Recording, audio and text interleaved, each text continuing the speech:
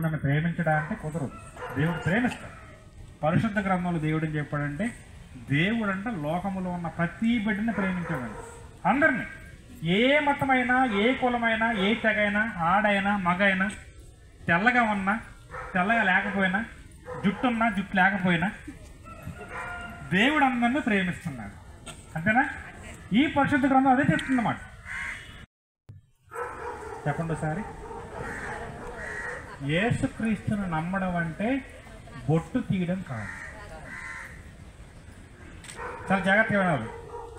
నా పరిశుద్ధ గ్రంథంలో, నేను నమ్మ బైబిల్లో, యేసుక్రీస్తును నమ్మడం అంటే బొట్టు తీయడం కాదు, బొట్టు పెట్టుకోకపోవడం కాదు, తెల్ల బట్టలు మాత్రం వేసుకోవడం కాదు, ఆదివారం చర్చిలో ప్రార్థన చేయడం కాదు, బైబిల్ చదవడం కాదు, మోకరించి ప్రార్థన చేయడం కాదు.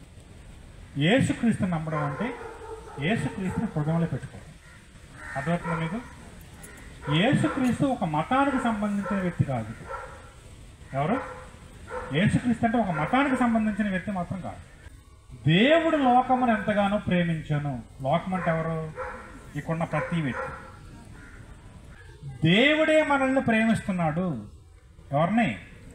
మనల్ని ప్రేమిస్తున్నాడు.